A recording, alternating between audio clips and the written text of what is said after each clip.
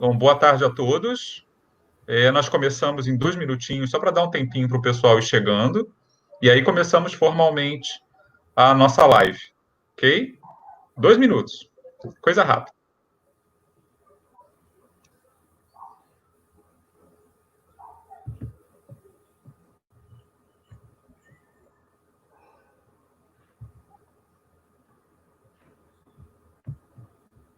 Já temos 3 pessoas conectadas. 24.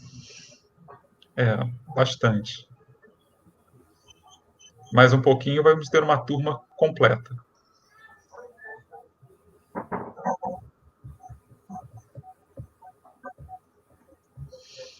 7.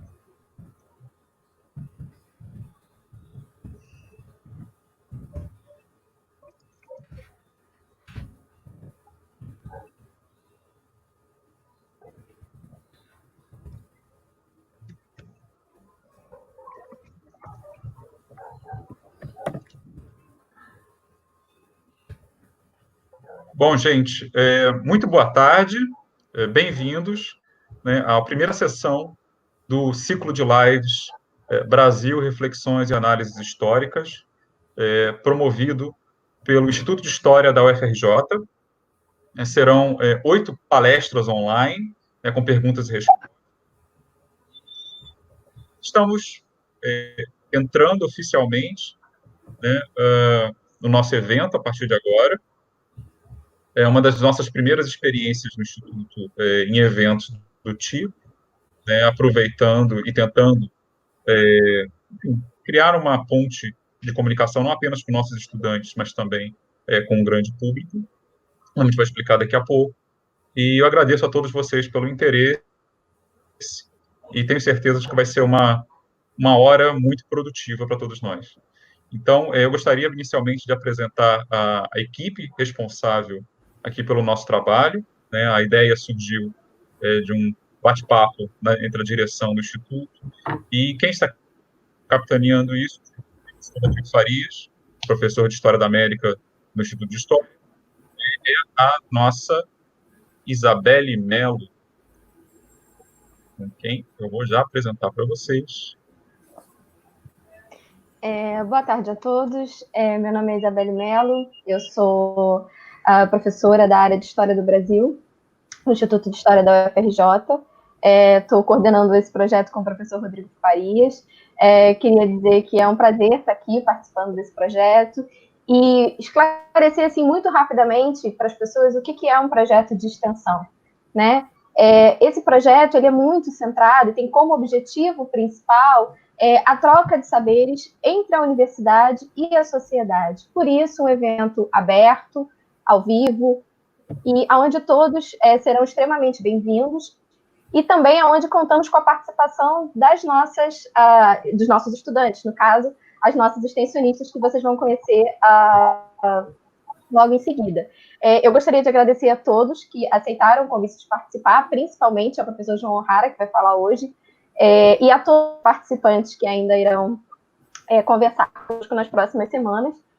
Com certeza, eu acho que é uma grande oportunidade da universidade mostrar um pouquinho mais daquilo que é pensado, produzido, discutido, pesquisado dentro da universidade pública, dentro do Instituto de História da UFRJ.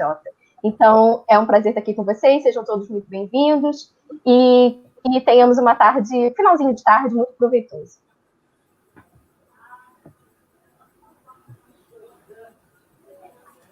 Bom, vamos agora, então, à nossa terceira participante, né?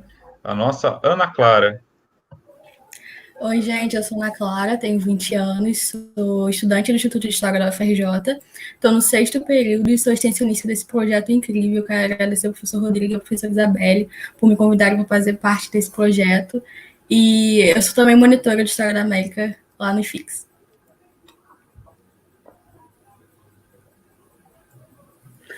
Olá, pessoal, boa tarde. Me chamo Julia Ramos de Almeida, tenho 20 anos, também estou cursando História na UFRJ. Também queria agradecer muito a oportunidade de ser extensionista desse projeto e também sou monitora de Brasil Colonial lá na UFRJ, ali no IFIX.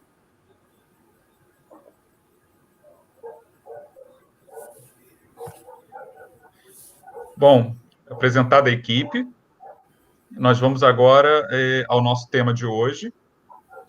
Vou botar aqui. Que é estudar história no Brasil polarizado.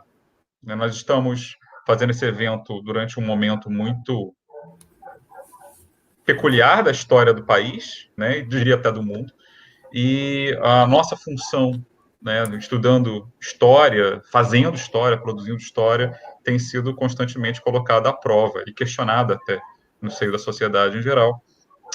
E isso suscita uma série de questões e dúvidas bastante candentes, e eu diria, para nós em particular, né, que estamos dentro da área, bastante urgentes também.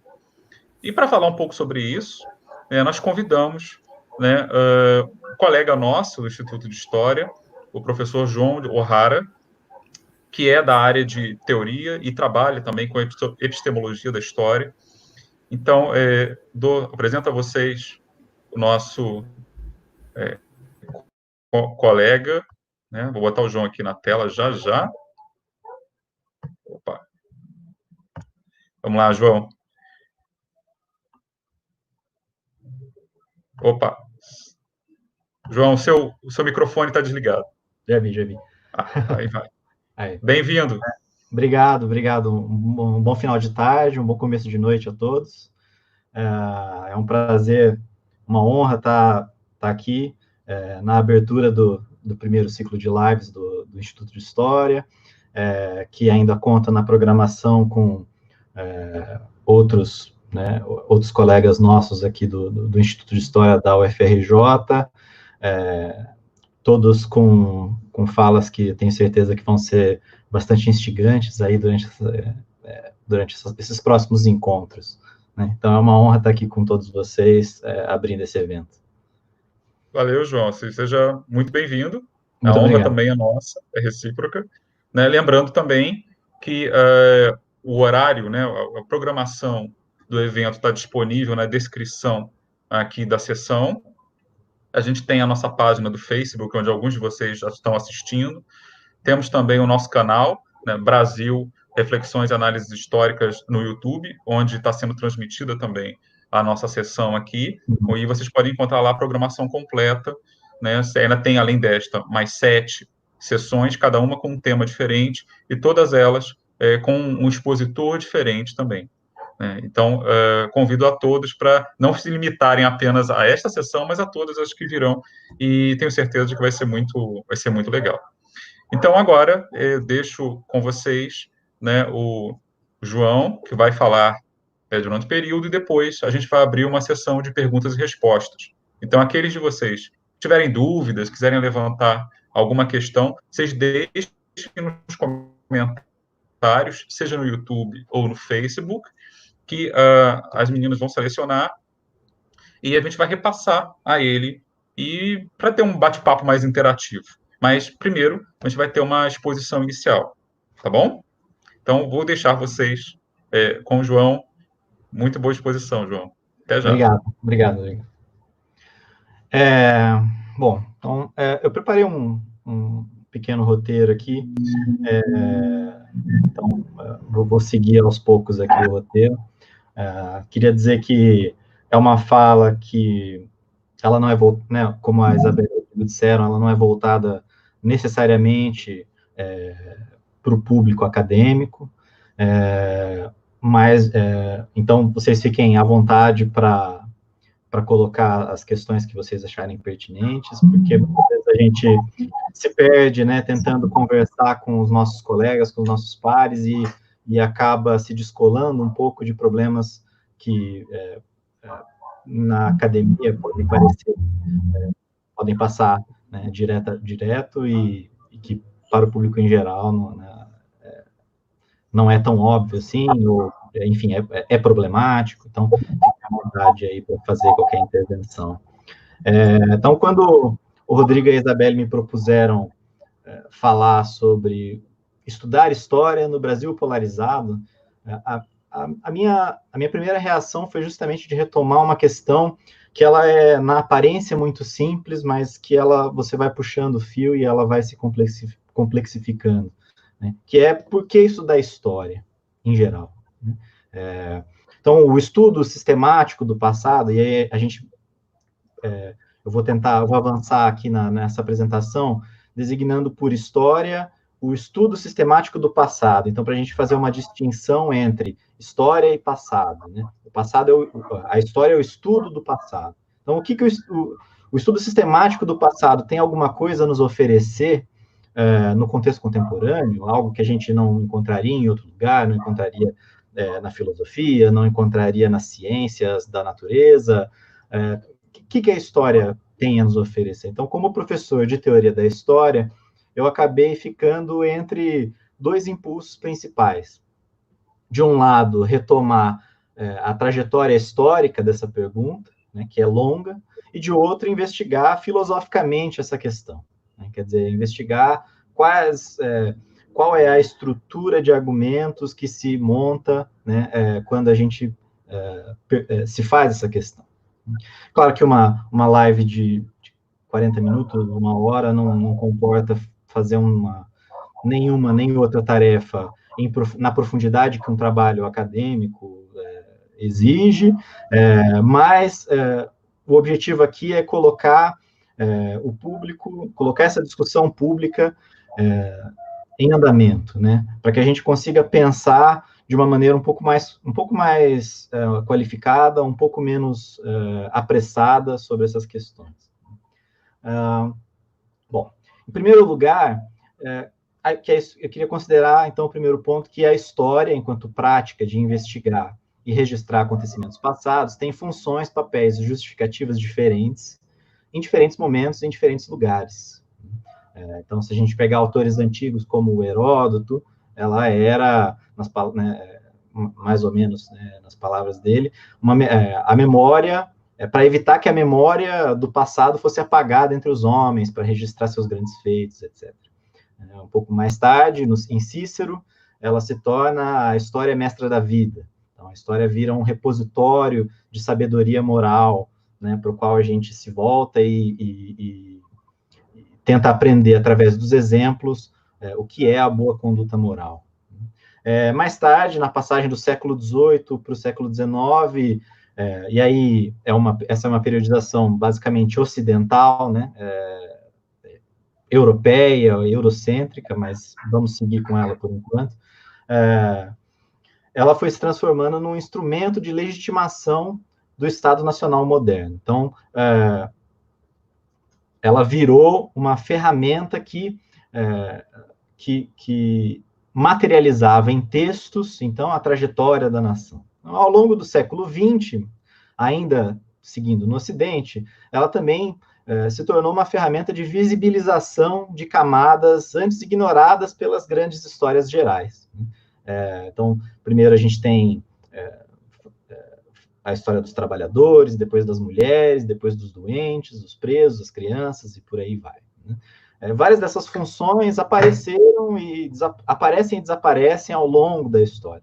Elas coexistem em certos contextos, entram em confronto em outros, e é por isso que muitos dos textos que a gente tem, tanto na academia quanto textos mais voltados para a divulgação, que se dedicam a pensar a justificativa de estudar a história, a função social da história, o papel da história, ou para usar o título de um livro recente do professor Jaime Pinsky, por que a gente gosta de história, por que gostamos de história, por conta dessas várias funções que ora aparecem, ora desaparecem. Esses textos são um pouco confusos nos seus argumentos, limitados, né, no seu escopo, e estão fadados a serem mais marcas dos seus contextos de produção do que defesas rigorosas de uma justificativa eterna, ahistórica, da prática histórica. E aí é por isso também que a gente precisa sempre refazer essa pergunta. Por que estudar história a todo momento? Porque a justificativa ela é sempre local e provisória. Né? Ela serve para nós, no nosso contexto histórico, social, né? Eventualmente, né, vai perder a validade essa justificativa.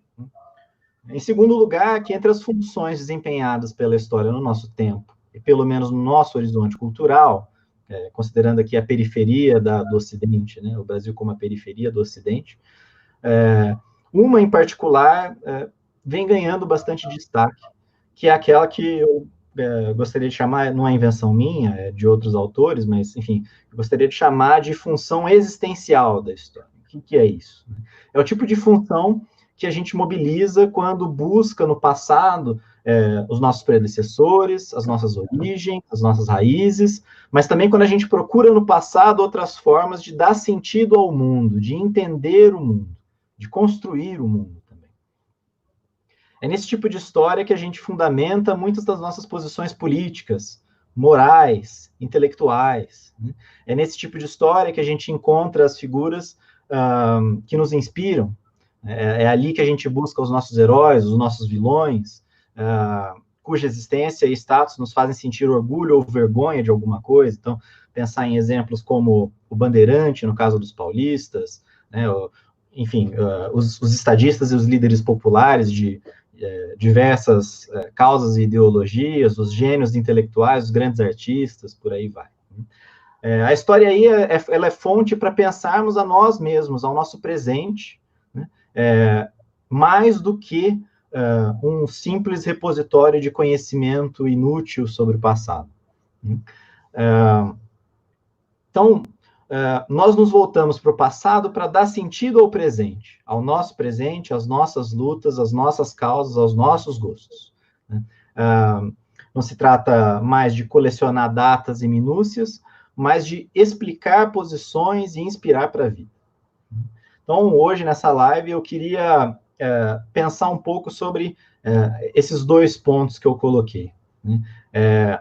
Como responder hoje a pergunta pela justificativa da história e o peso que o caráter existencial da história tem na formulação da nossa resposta. Né? Isso não quer dizer que a gente vai terminar essa live com uma resposta pronta, mas pelo menos a gente vai ter os elementos para que cada um possa pensar, né, no seu próprio lugar, no seu próprio contexto, por que estudar história.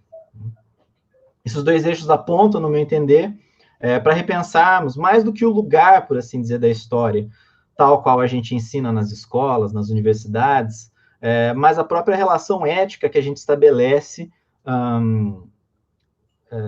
entre os mundos de ontem e os mundos de hoje. E essa relação ela é ética justamente na medida em que o conhecimento do passado não é um fim em si mesmo, mas um meio para a ação, para o viver, para descobrirmos o que se deve fazer. Então, essa é o fundamento ético do por que fazer e por que estudar a história. Então, perdão.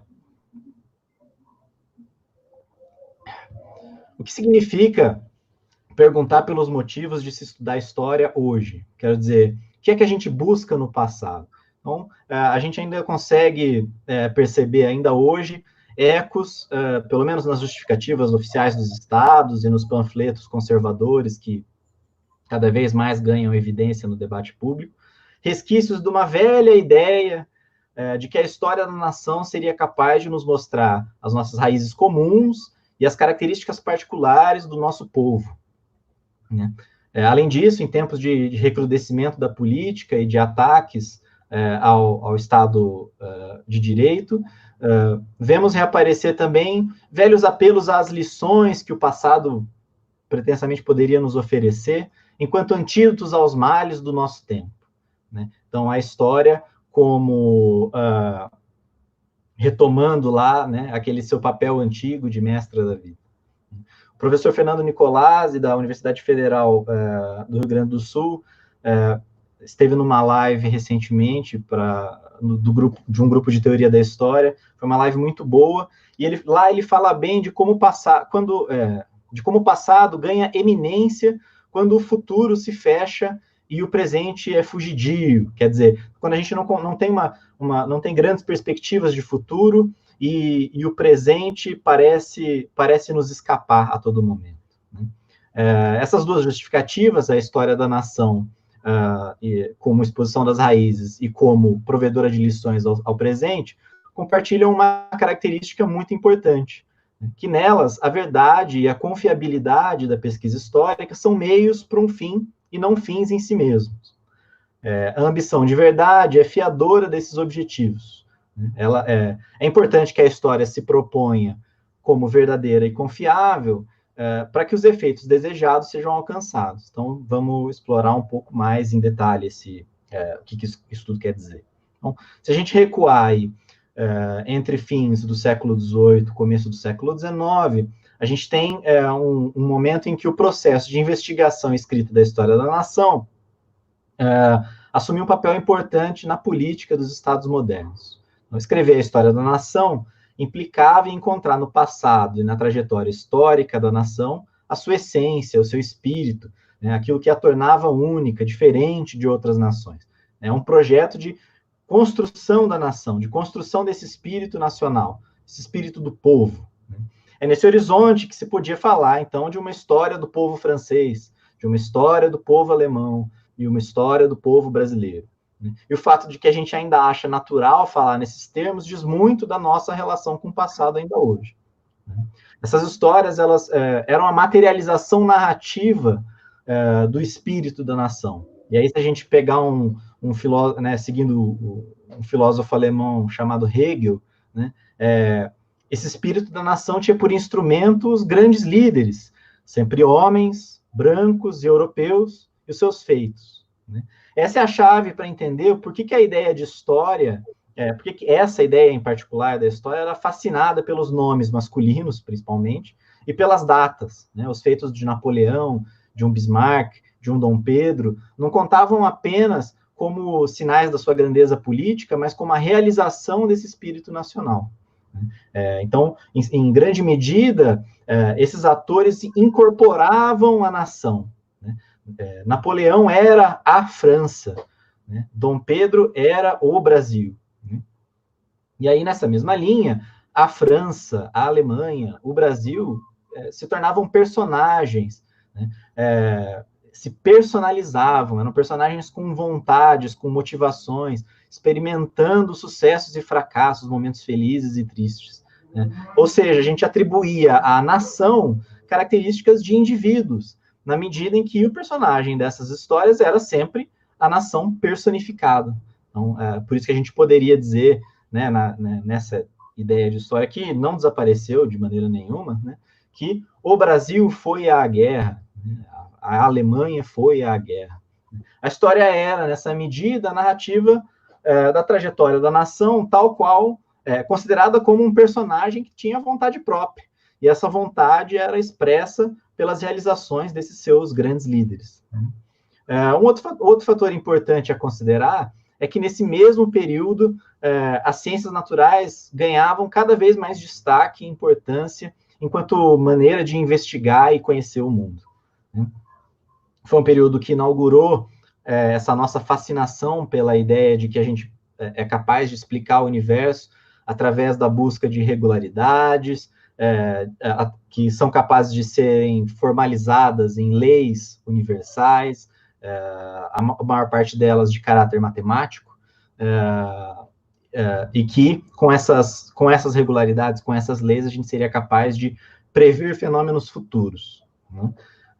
Não é à toa que a sociologia surge nesse momento, a sociologia de Auguste Comte, fundador do positivismo, como uma física social, né? Não é à toa que ele dá esse nome.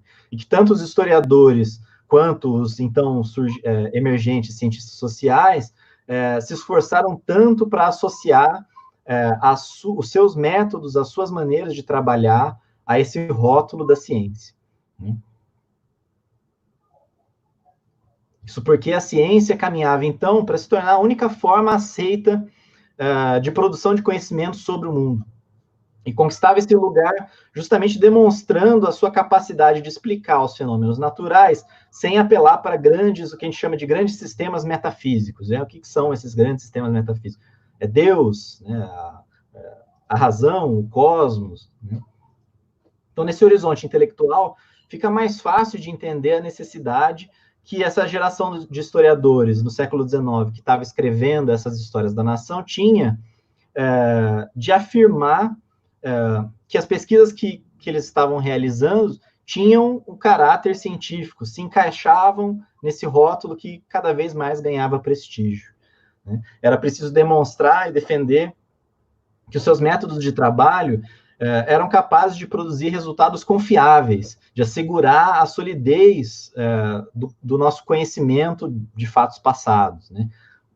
E aí que a gente pode ver que a verdade, ou pelo menos a confiabilidade da pesquisa histórica, ocupava antes, como hoje, um lugar duplo. Um é o que a gente chama de epistemológico, e aí o que essa palabrona, né, quer dizer, né? Epistemológico no sentido de que ela se refere à maneira pela qual nós conhecemos o mundo, né? Então, quando a gente... É um problema do nível do como é que eu conheço esse fato, né? Por que eu conheço esse fato, né? Que estruturas mentais ou conceituais me permitem conhecer esse fato, né? O outro aspecto, ele é metodológico e instrumental, ou seja, ele atua, essa verdade atua como um meio para um outro fim. Então, no primeiro nível epistemológico, a verdade ela é como o prêmio, né, do esforço do historiador em descobrir e analisar documentos, né? Sempre segundo o grande método, desmascarando as falsificações, datando precisamente cada evidência e destilando do cruzamento dessas fontes o fato, né, o fato histórico. Nesse nível, a verdade é uma conquista da transformação da escrita da história em uma legítima ciência. Uma forma de saber que é sistemática, metódica, capaz de produzir afirmações verificáveis sobre acontecimentos do passado.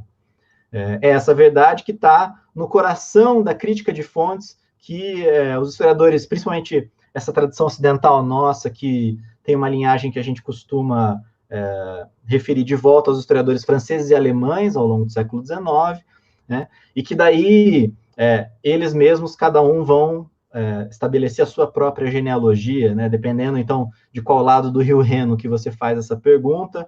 Para um vai ser a filologia clássica, para outro vai ser a diplomática de um Mabillon. Essa verdade, enquanto fim, é aquilo que a gente aspira quando a gente pensa num ideal de ciência desinteressada, no conhecimento por si mesmo, né? É aquele nosso velho companheiro, o fato, o acontecimento, o evento.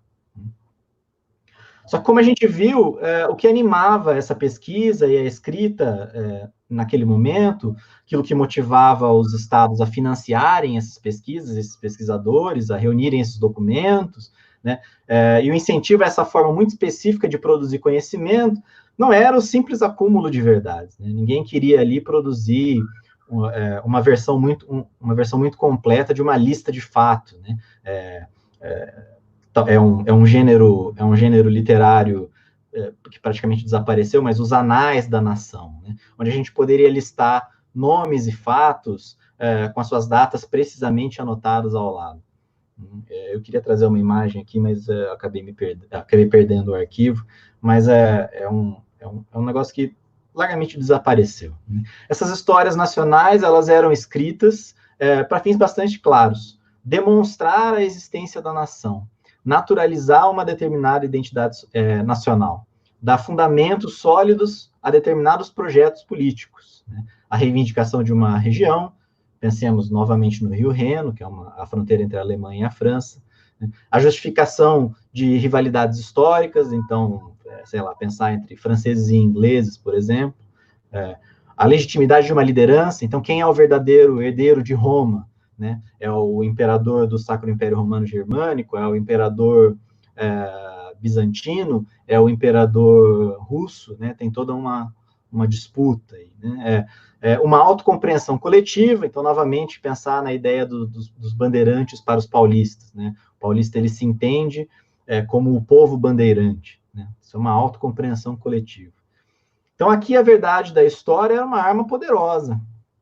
A história objetiva, verdadeira, confiável, produzida com rigor do método, com maior cuidado, essa história poderia ser capaz de resolver essas querelas, na medida em que ela se assentava em uma verdade científica, né? É a verdade histórica que permitiria, então, decidir quem que era o usurpador e quem era o usurpado, quem era o invasor e quem era o invadido. A verdade era uma ferramenta e não o fim. E quando a verdade é ferramenta, a resposta à nossa pergunta é que indica também para que serve história. E por pergunta é aquela pergunta que a gente começou o texto, né? Por que estudar história? Quando eu respondo isso, eu respondo ao mesmo tempo para que serve a história. Então a gente precisa se deter um momento aqui nessa questão. Como eu falei para vocês, ao longo do século XIX, a ciência estava se consolidando e, paralelamente à história, se consolidando enquanto ciência, se institucionalizando nas universidades europeias, se profissionalizando, por assim dizer. E esse processo consistiu justamente em uma reconfiguração da relação que as sociedades mantinham com o tempo, né? Então, a gente vai dizer que no século XIX, principalmente já desde o final do século XVIII, com a Revolução Francesa, enfim, mas principalmente no século XIX, a gente tem uma mudança da maneira pela qual as sociedades se relacionam com o tempo, organizam o seu tempo. Então, segundo essa interpretação, a história deixava, então, de ser mestra da vida, deixava de ser uma coleção de exemplos com os quais era possível aprender alguma coisa sobre o agir no presente. E parte dessa nova configuração envolvia justamente um elogio dessa objetividade científica, né? Então, como é que é possível conjugar esse elogio da objetividade com o engajamento desse período que também ficou conhecido como das historiografias nacionalistas, ou das historiografias da nação, né? Como que a gente consegue? Então, tem uma historiadora norte-americana chamada Lorraine Daston, em que ela tem um livro excelente sobre a história da objetividade nas ciências naturais, e um texto que está traduzido para o português, no qual ela pensa, então, a ideia de objetividade nas ciências humanas, então, também em processo de institucionalização e profissionalização, né? E aí ela vai argumentar que a construção da ideia de objetividade na história era inseparável do que a objetividade, da ideia de que a objetividade se alcança pelo uso do método, né? Então, se os cientistas da natureza estavam, então, mudando as suas maneiras de operar, né, e passando a depender cada vez mais de instrumentos, então a gente tem o surgimento da fotografia como um instrumento científico, a ideia de que, então, essa fotografia de um floco de neve, é um exemplo que ela estuda no livro, né? A fotografia de um floco de neve seria um material mais objetivo para se estudar do que uma ilustração de um floco de neve, feita a partir da observação do ilustrador, etc., etc., né? Então, a objetividade, que ela chamou ali de objetividade mecânica, né, tinha nos instrumentos os seus garantidores de um conhecimento objetivo, quer dizer, livre das amarras do sujeito, dos limites do sujeito, que é o indivíduo que estava lá investigando. Então, nesse mesmo contexto, também os historiadores viram no uso rigoroso do método a forma de fundamentar, né, o seu saber enquanto ciência, né? É por isso que as historiografias nacionais e nacionalistas do século XIX podiam cumprir tanto as exigências de objetividade quanto o engajamento nas suas questões nacionais presentes, né? Das quais as disputas fronteiriças entre Alemanha e França são só um exemplo de vários outros. A verdade adquire um peso e um poder na medida em que essas narrativas sobre o passado se tornam fiadoras de questões presentes. É por aí, como notou um historiador francês chamado François Hartog, que a gente pode encontrar fiéis da religião do método, né, nos dois lados de um caso francês que ficou muito famoso, que é o caso Dreyfus, né, que é o caso de um oficial judeu acusado de traição, enfim. Como que é possível ter historiadores objetivos dos dois lados? Ora, o método ele é fundação, ele é condição de possibilidade, ele é uma investigação, e a gente investigar o porquê disso, né, pode ser bem esclarecedor da gente entender essa condição muito específica de conjugação entre objetividade e engajamento nacionalista. Então, as historiografias nacionalistas do século XIX foram um momento bastante interessante de conjunção entre as paixões nacionais e a busca obstinada por um método capaz de garantir a tão cobiçada objetividade. Né? Desde então, em parte por conta das catástrofes do século XX, a gente pensar as guerras mundiais, as crises ambientais, que agora no século XXI se tornaram incontornáveis, os legados do passado colonial. Então, se a gente pensar que o período do colonialismo europeu só vai terminar no final do século XX, né? Na verdade, a rigor ainda existem territórios, né, sob julgo de potências europeias espalhados pelo globo, né? Então, é comum pensar que aí, a partir do século XX, o historiador ele se torna um profissional disciplinado, acadêmico, que é insensível ao seu tempo, às demandas do seu tempo presente, tanto por uma prudência intelectual autoimposta, quanto por um distanciamento tido por inevitável entre o conhecimento cada vez mais especializado dos acadêmicos e as demandas amplas dos grupos sociais. Mas apesar dessa possível perda de confiança no poder propedêutico da história, quer dizer, no poder da história de nos ensinar alguma coisa, na ideia de que a gente poderia aprender alguma coisa estudando fatos passados, a ambição de verdade no discurso histórico continua a ter um peso importante em diversas esferas. Né? Para os historiadores marxistas, por exemplo, o estudo da história servia, primeiramente, para desvendar as estruturas econômicas que definem a vida material, e, por consequência, também o mundo simbólico. E, mais tarde, para tornar visível a verdadeira história das sociedades. Não mais as intrigas políticas e os tratados diplomáticos dos grandes líderes, mas a vida material da população, né? As suas relações de produção, as suas condições de vida. Né?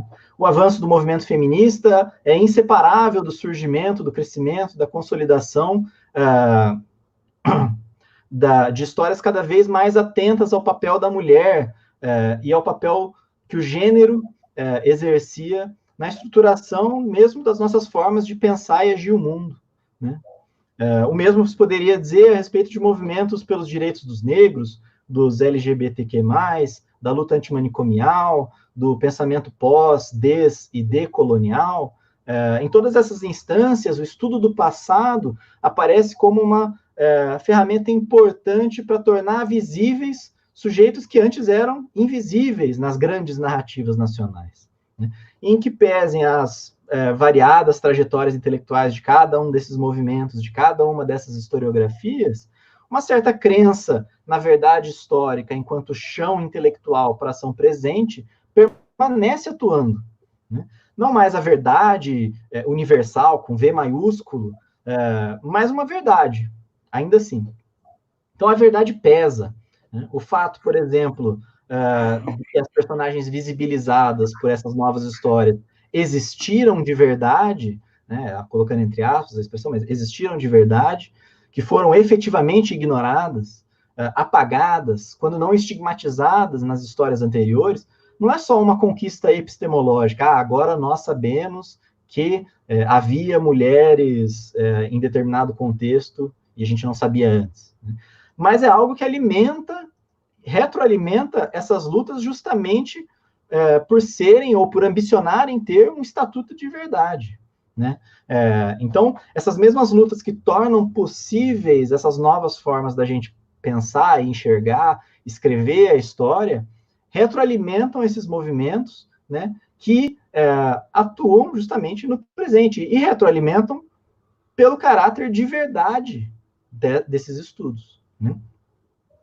Bom, é bem verdade que muitas vezes a narrativa ficcional é muito mais instrutiva do que a narrativa histórica para produzir um determinado argumento moral e político. Então, se a gente pensar numa série juvenil como Harry Potter, se a gente pensar num texto literário canônico como Bartleby, o Escrevente, ou O Processo, de Franz Kafka, né, que tem argumentos, Harry Potter, sobre a eugenia, Bartleby e O Processo, sobre os absurdos da burocracia e do mundo contemporâneo, né? Esses dois exemplos bastante fortes de como a literatura ficcional é capaz de avançar um argumento moral, não seria razoável supor, então, que só a narrativa histórica seria capaz de produzir algum impacto nas disputas do presente. E acho que ninguém afirma isso, né? A gente tem, a maioria das pessoas, pelo menos, tem bem clara que a gente é capaz de aprender muito, principalmente no âmbito moral e político, com a literatura de ficção.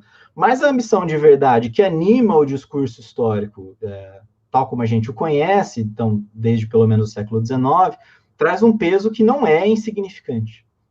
Então, quando a gente se pergunta por que estudar história, a gente é convidado, então, a considerar essa trajetória, todos esses aspectos que vêm junto do discurso histórico, tal como a gente o conhece, né? A pluralidade de respostas possíveis e a plausibilidade de várias delas nos previne, ou pelo menos deveria nos prevenir, contra qualquer ilusão de termos encontrado, finalmente, qual a finalidade do estudo do passado.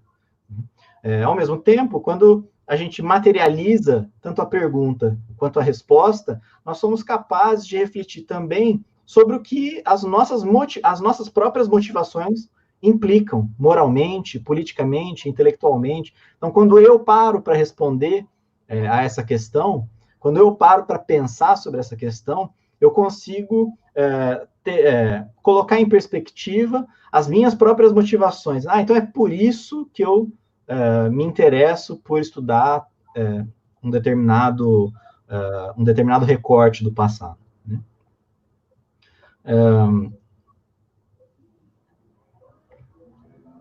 Então, a vizinhada da memória, a história, também tem o seu lugar nas nossas relações existenciais com o passado. Isso porque o estudo, mais ou menos sistemático, mais ou menos metódico, do passado, não implica mais, se é que algum dia implicou, só o acúmulo de informações factuais verdadeiras sobre um tempo que ou não é mais o nosso, ou que avança sobre o nosso, sem ter nele se originado, né?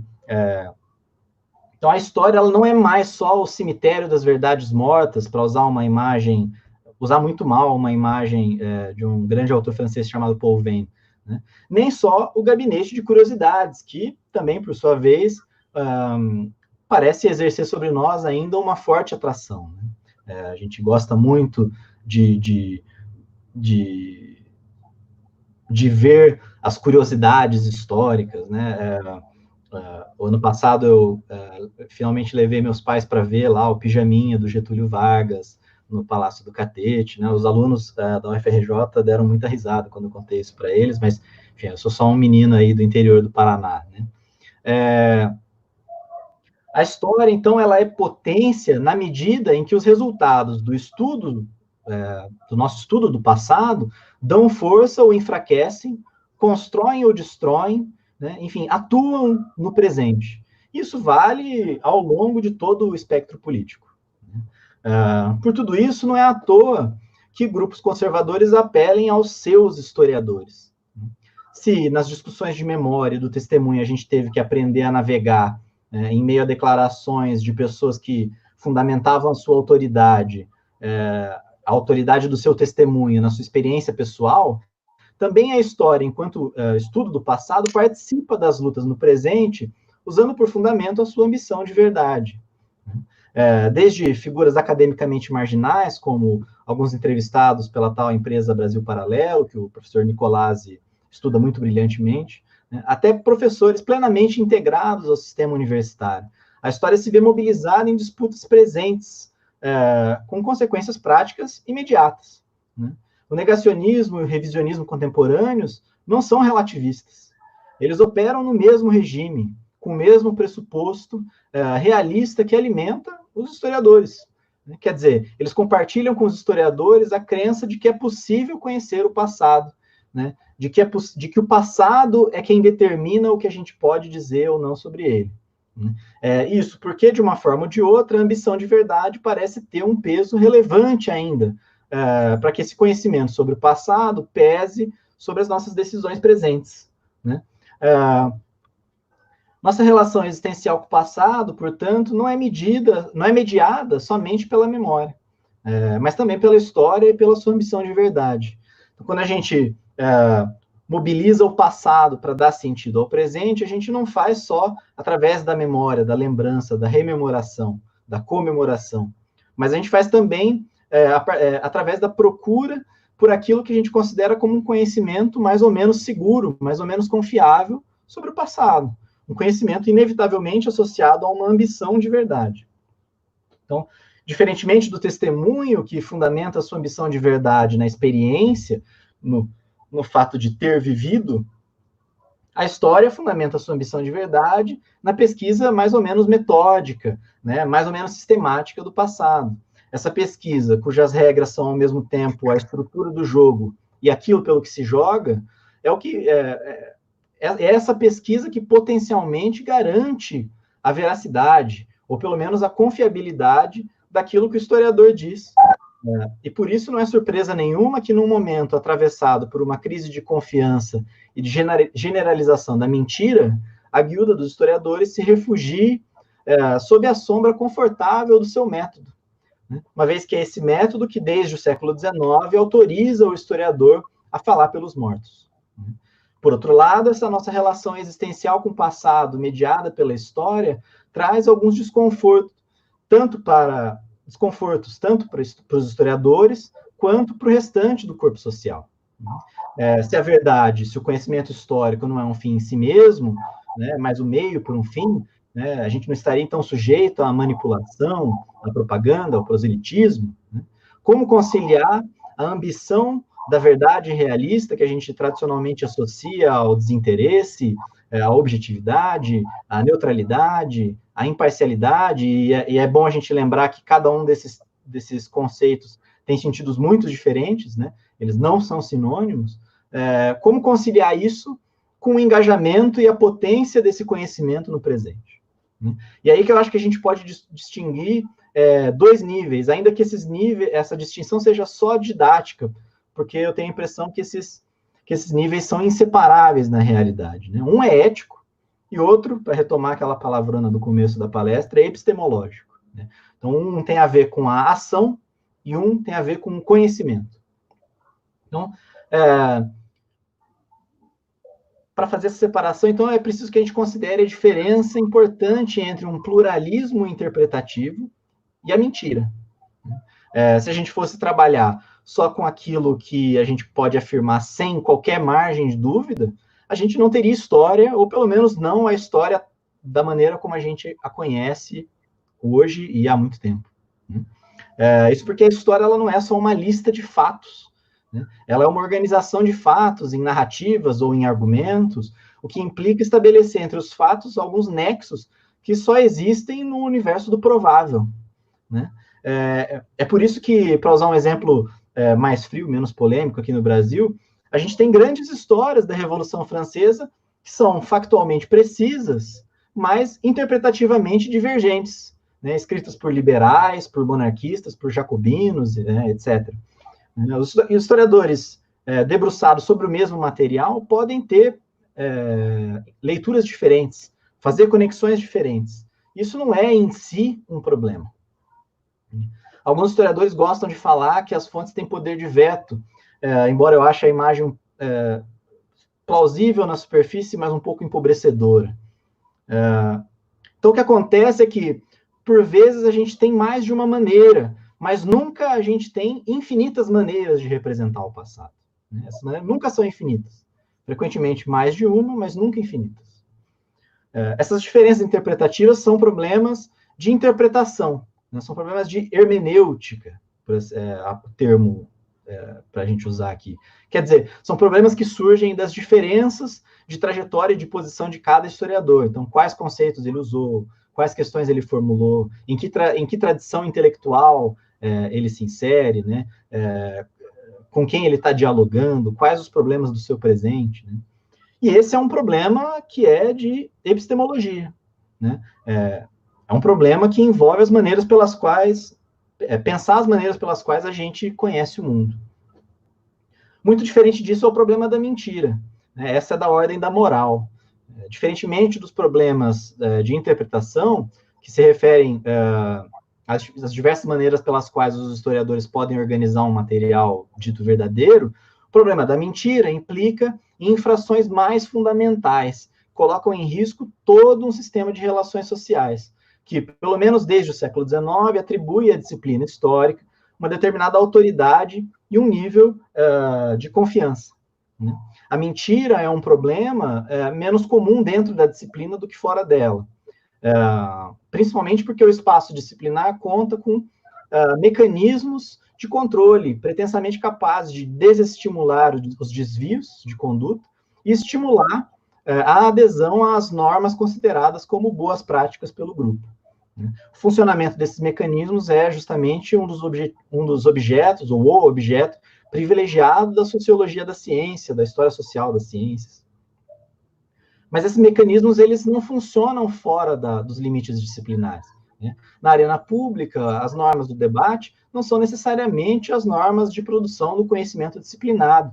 E aí temos complicações, porque é difícil de combater a mentira com as ferramentas da disciplina, principalmente quando se tratam de mentiras veiculadas na velocidade e na escala que a gente tem hoje da internet, impulsionadas por grandes somas de dinheiro que são despejadas o tempo todo sobre essas plataformas, que têm um compromisso muito maior com seus acionistas do que com o bem-estar social.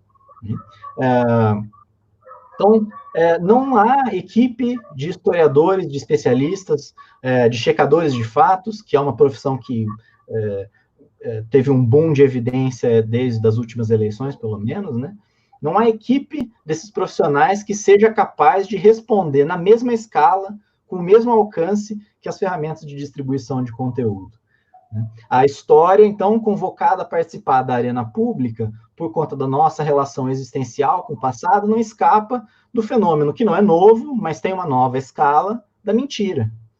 E aí ganham força certos tipos de revisionismos e negacionismo que tem pouco ou nada a ver com o problema das diferenças interpretativas que a gente falou antes, mas tem a ver com a mentira, principalmente quando reforçam certas visões de mundos e certas crenças pessoais.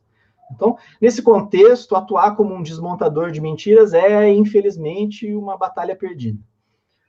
Vários historiadores têm assumido uma posição mais proativa, né? Quer dizer, têm avançado iniciativas muito interessantes de educação histórica em formatos que não lembram nada uma palestra ou uma aula, né? A gente pensar no site do professor Bruno Leal, Café História, é um site interessantíssimo, podcasts e canais de YouTube aí capitaneados pela ANPU, que é a Associação Nacional dos Professores de História, pelo site HH Magazine, tem feito um excelente trabalho de divulgação, e esse parece um caminho um pouco mais promissor do que a simples checagem de fatos, né? Mas a gente ainda precisa de tempo para entender qual é o alcance dessas outras ferramentas e dessa outra postura, né?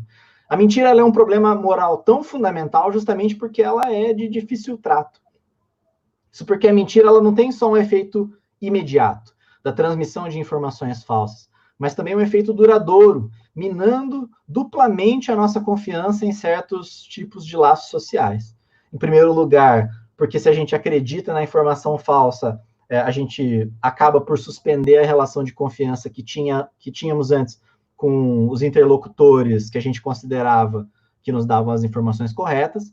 E, em segundo lugar, porque mesmo que a gente não acredite na mentira, ou que essa mentira seja exposta como é o que ela é, uma mentira, a gente vai ter para sempre afetada uma relação fundamental da maneira pelas quais os humanos conhecem o mundo, que é uma coisa que a gente chama na epistemologia de cooperação e dependência epistêmica, né? Que quer dizer isso? Que a gente depende fundamentalmente de outros indivíduos para conhecer o mundo, né? O iluminismo concebeu a ideia de autonomia epistêmica e que para o contexto da época, né, fazia muito sentido. O que quer dizer isso? De que cada indivíduo, para atuar racionalmente, só poderia conhecer aquilo que ele experimenta com os próprios sentidos, ou as conclusões que ele chega com a própria razão, né? Mas o nosso contexto atual coloca em xeque esse indivíduo, né? É impossível ser epistemicamente autônomo em 2020, em 2019, em 2018, e em 2021 continuará sendo cada vez pior, na verdade, né? É impossível que tudo que eu conheço sobre o mundo seja fundamentado na minha própria experiência, na minha própria razão. Eu dependo, inelutavelmente, de outros indivíduos para conhecer o mundo, né? No espaço disciplinar, a gente supõe que a mentira se mantenha sob controle justamente porque os riscos da mentira ultrapassam em muito os possíveis ganhos de uma fraude de pesquisa, né? Então, uma vez exposto, dificilmente o pesquisador conseguiria estabelecer novas cooperações, publicar outros textos, conseguir novos financiamentos de pesquisa, mas a arena pública não funciona por essas regras. O que não quer dizer que a arena pública não tenha os seus mecanismos, né, as suas consequências da mentira, mas elas são outras, né? Então, fazendo esse retrato que algumas pessoas podem considerar largamente pessimista, gostaria então de me encaminhar para fechar aqui a minha fala, né? Muitos historiadores se sentem incomodados, desconfortáveis com a ideia de que a história tem algo a oferecer para as nossas relações existenciais com o passado, né? As justificativas para estudar o passado são muitas e convivem entre si. Os antiquários, os colecionadores, os gabinetes de curiosidade não desapareceram, né? Todas essas figuras estão aí ainda, né? Mas me interessa muito tentar pensar esse tipo bastante distinto, bastante específico de relação com o passado, que é a nossa relação existencial. Quando a gente se volta para o passado para fazer e pensar o nosso presente, seja buscando no passado a diferença, seja buscando as nossas próprias origens. E essa relação me parece interessante, justamente porque, por um bom tempo, a ascensão, o crescimento, a emergência da memória pareceu ameaçar o lugar da história, entendida, então, como, novamente, né, o estudo sistemático, metódico do passado, né? O nosso contexto vem mostrando, principalmente o nosso contexto recente, vem mostrando o quanto a gente estava, se não equivocado, pelo menos precipitados no diagnóstico. O passado assombra o presente. As diversas disputas pela memória, pela história, mais recentemente ficou evidente as disputas pelo patrimônio também, tornam explícitas as diversas formas pelas quais a gente se relaciona com o passado, né, o nosso e o dos outros. E a gente frequentemente se apoia a nossa relação com o passado em um certo sentido, uma certa ambição de verdade.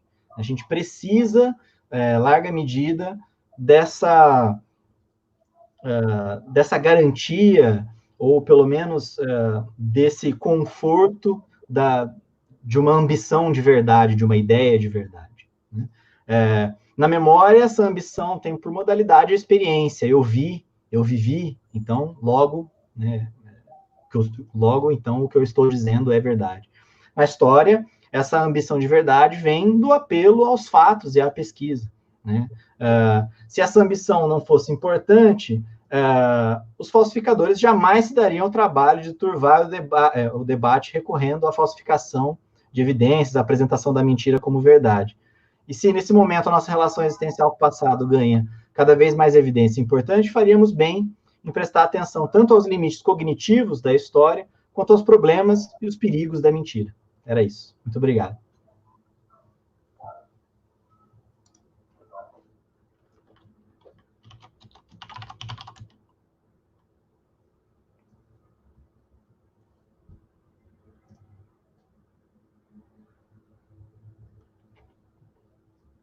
O microfone, Rodrigo. Esqueci o microfone desligado, que tragédia, coisas de iniciante. Bom, agora sim, né, concluída a exposição inicial do João, a gente vai passar para o nosso bloco final de perguntas e respostas. Eu vou dar a palavra à Júlia, né, e ela vai ler as perguntas e também a gente vai passar, vai aparecer aqui na tela, né, cada pergunta, para que se alguém, por acaso, não puder ouvir e tal, tem como ver. Tá bom? Exatamente. E aí eu passo de novo a palavra para o João após a formulação. Tá bom? Então, vamos lá.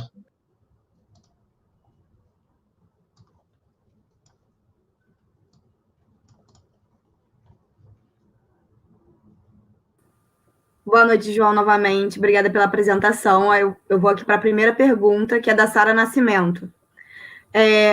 Como o uso do método contribui para o silenciamento de alguns locais sociais na história? Tá. Bom, o problema ele não é inerente ao método necessariamente, né? A gente ainda faz a crítica de fontes, a gente ainda vai aos arquivos, junta aquelas pilhas de documentos, processa aquela informação toda, né? Então, o problema não é inerente ao método, mas, justamente como eu tentei expor ali na primeira parte, né, da fala, a maneira pela qual a gente pensa o porquê que a gente tem que estudar história, né? Então, se eu tenho que estudar história para narrar a trajetória da nação, que está incorporada ali nos grandes líderes, né, não faz mesmo muito sentido eu falar de trabalhadores, de doentes, enfim, né? E o fato de que as mulheres se viam, então, né, também, para dizer o mínimo, subrepresentadas, né, mas o mais correto seria dizer silenciadas, apagadas, é principalmente pelo fato de que vivia-se, como vivemos ainda hoje, uma sociedade patriarcal, machista, etc., etc., né, em que, então, se os grandes líderes ali eram os homens, e esses grandes homens incorporavam o espírito da nação, e a história serve para a gente, então, descobrir qual é esse espírito da nação, os historiadores, então, usavam das suas ferramentas para construir essa história, né? E, desde então, a gente passou por transformações profundas no tecido social que afetaram quais lugares, né, quais grupos sociais são visíveis ou não, né? Não quer dizer que hoje a gente tenha uma história que é plenamente inclusiva, que todos os grupos sociais estejam igualmente visibilizados, muito pelo contrário, né? A gente percebe cada vez mais que sempre é preciso retomar essa pergunta justamente porque existem novas demandas, novos grupos sociais que precisam ser incluídos e por aí vai. Espero que tenha respondido lá. Sim, sim. Vamos para a segunda, então. Rodrigo, coloca aí no banner, por favor, para todo mundo conseguir ver. Aqui a 2, que é da Ana. Uhum. Qual conselho você daria para quem estuda e quem deseja estudar história nesse Brasil polarizado? Bom, é uma boa pergunta. Assim, eu tenho, né, claro, a minha própria justificativa do porquê estudar história, ou no caso muito específico, né, por que estudar teoria da história. Mas, assim, para um jovem aí que está se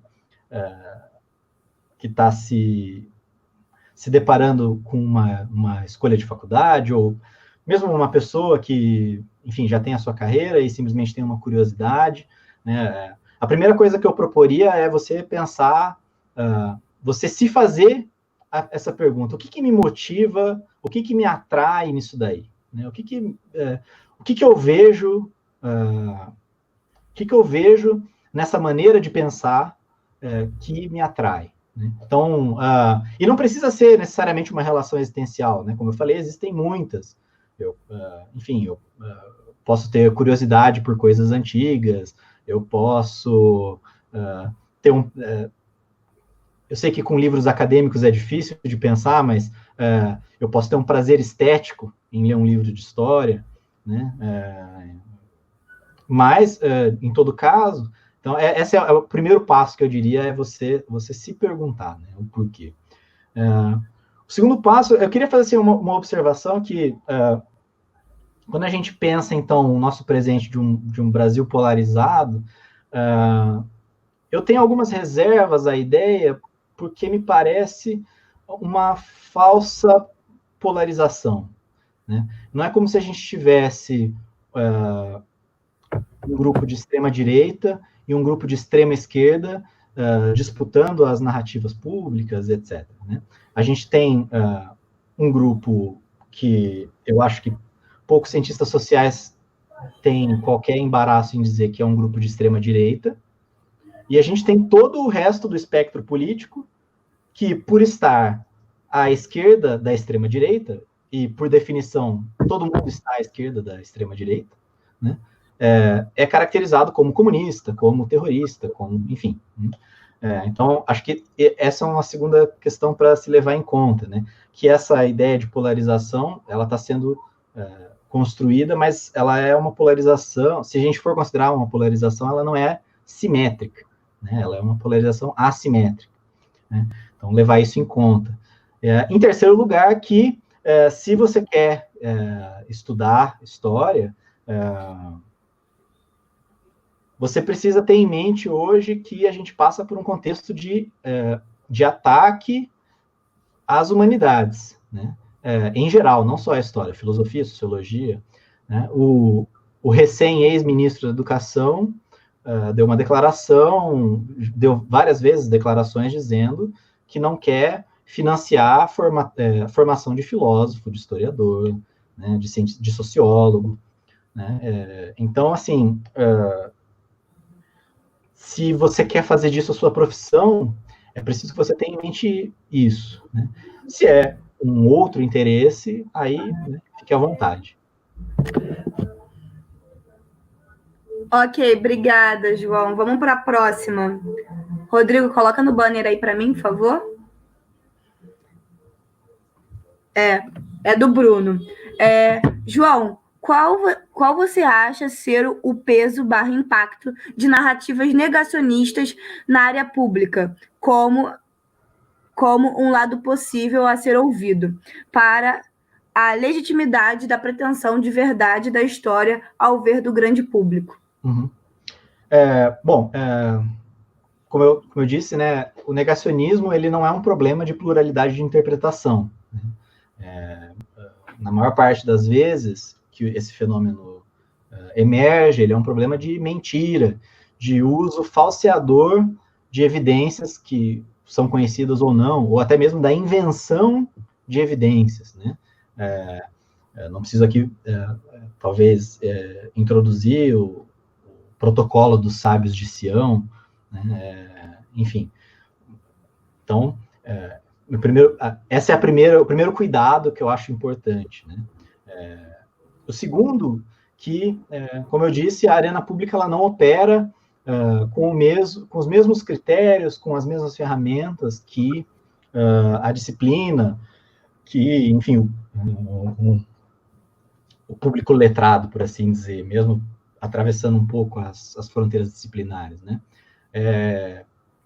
Na arena pública, o que pesa é aquilo que o pessoal da comunicação e, enfim, virou jargão da internet, chama, né, de clickbait, né? O que é o clickbait? É aquela manchete bombástica que vai te fazer clicar naquele link, né? Vale a polêmica, vale uma série de questões ao qual o negacionismo, por natureza, apela muito, né? Então, sempre... eu tenho certeza que, se você for estudante de história, ou alguém que se interessa por história, já ouviu alguém dizer que o seu professor de história está te enganando. Vou te contar agora o que o seu professor de história nunca te contou, né? E por aí vai, né? O impacto é muito negativo, né? Como eu disse, para a gente desfazer toda essa mentira, dá um trabalhão, né? Dá um trabalho que a gente não tem como acompanhar, porque para cada mentira que a gente se dedique a desfazer, aparecem 2, 3, 10, né? Então, esse trabalho mais proativo, que eu acho que a gente tem assumido cada vez mais, me parece muito mais interessante, né? De disponibilizar bons materiais, que aí sim a gente vai estar operando dentro daquilo que eu chamei, né, de pluralidade interpretativa. Então, quer dizer, de materiais que foram produzidos de acordo com uma pesquisa séria, com uma conduta, uma boa conduta de pesquisa, enfim, né, obedeceu a determinados princípios, né, que não são necessariamente regras escritas, né. Então, esse trabalho proativo me parece mais promissor, mas enfim, como eu disse, né, a mentira, principalmente quando se trata de negacionismo e de tipos perversos de revisionismo, ela é muito atrativa. A psicologia explica isso, né, pelo viés de confirmação, por uma série de coisas.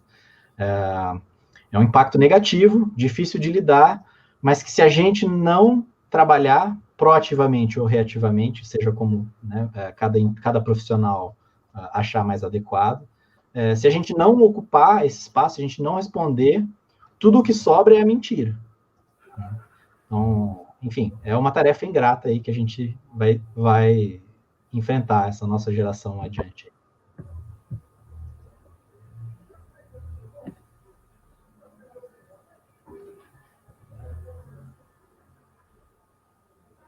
Obrigada, João. Peraí que a gente está pegando a próxima pergunta, só um minuto. Tranquilo. Agora da professora Isabelle Mello. Como podemos promover uma reavaliação do valor de estudar história, considerando o ambiente atual de descrença e produção de fake news?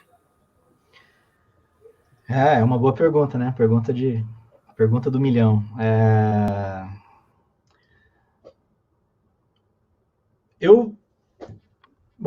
Como eu tentei deixar claro na fala, assim, eu tenho essa sensação que, obviamente, é absolutamente impressionista, né, não tem nada a ver com pesquisa séria nem nada, mas de que a arena pública, de alguma forma, sente necessidade aí de ter essa informação que ambiciona a verdade, né? A gente tem um fenômeno que é a ascensão dos especialistas, e tem um livro recentemente publicado, uma tradução de um professor francês, né, o papel social da história, em que ele menciona um pouco o historiador enquanto um expert, que a gente pode achar mais ou menos pertinente, ou não, enfim. Mas a questão é que, pelo menos parece existir essa demanda por uma informação, por um conhecimento sobre o nosso passado, que esteja calcado numa prática profissional, numa pesquisa bem conduzida, enfim. Se a gente pensar por exemplo, né, nos trabalhos lá que o professor Fernando Nicolazzi tem trabalhado, né, uma das coisas que é bastante marcante, que ele chama atenção nos discursos históricos de um Brasil paralelo, não gosto de ficar falando o nome, porque faz propaganda de coisa ruim, né? Mas é uma ideia de resgatar a historiografia do século XIX, né? Porque então a historiografia do século XIX seria mais científica, seria mais imparcial, seria mais objetiva do que a historiografia que se produziu desde então, que é uma historiografia ideológica, né, segundo a afirmação deles, né? Então, não é como se eles estivessem dizendo que existem, né, muitas interpretações e tal. Não, eles estão dizendo, olha, existe verdade e a verdade está conosco, não está com eles, né? O problema das fake news é outro, assim, que não é um problema que a gente enfrenta sozinhos, né? Acho que essa experiência recente da pandemia mostrou bem para os nossos colegas da área da saúde o que é ter que se deparar com esse monstro de ser acusado de ser ideólogo, de ser acusado de ser partidário, né? E vamos ver no que isso vai virar em termos de uma resposta não necessariamente coletiva, mas uma resposta da grande instituição, enfim, ciência, academia, enfim, como que a gente vai, então, se colocar como resposta a isso, né? Como eu falei, é a pergunta do milhão, né? Se alguém tiver a resposta, tenho certeza que vai fazer muito sucesso, né? Desculpa não poder oferecer mais, né?